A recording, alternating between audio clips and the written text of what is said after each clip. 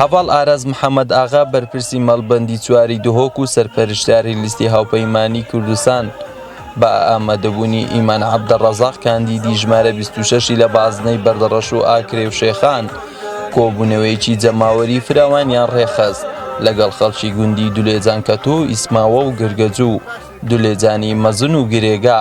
بارودۆخی سیاسی عێراق و هەرێمی کوردستان لە چەند ساڵی ڕابردوو بە بارودۆخێکی سەختی ئەمنی ئابووری دا تێدەپەڕین.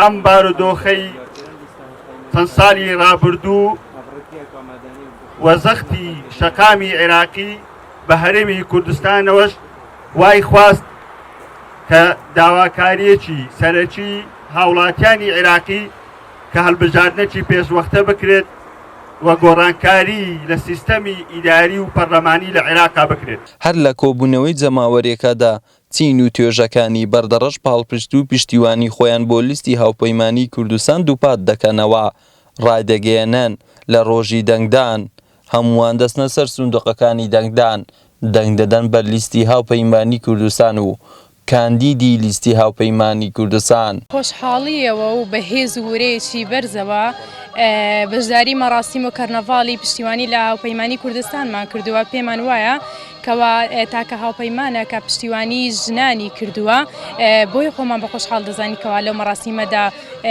بەشداریمان کردووە.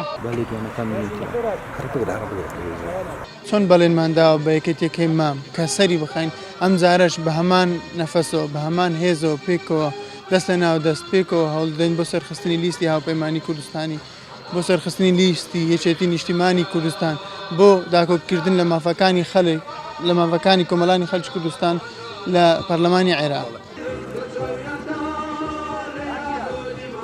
یەکێتی نەبیت بە جۆش خۆشەوە وەرنە ناو پرۆسەی هەڵبژاردن و دەنگ هەر کەسێک و لە بازنەی خۆی دەنگ بە کاندیدەکەی خۆی بدات. ئێمە مەبەستمان ئەوەیە لە بەغدا هەر وەکو ڕابردوو جەنابی کاکوبات شەڕی کرد لە پێناو بەدەهێنانی ئامانجی ملەتەکەمان بۆ ئەوەی ئێمە ئینشاڵڵا کورسیشمان زیاد بێ. جەماوەری بەردەڕەش پشتگیری خۆیان بۆ هاوپەیمانی کوردستان دووپات دەکەنەوە دەڵێن کاندیدی هاوپەیمانی کوردستان بە نوێنەری ڕاستەقینی خۆیان دەزانن هەر بۆیە لە ڕۆژی هەڵبژاردن دەنگ دەدەن بە لیستی هاوپەیمانی کوردستان.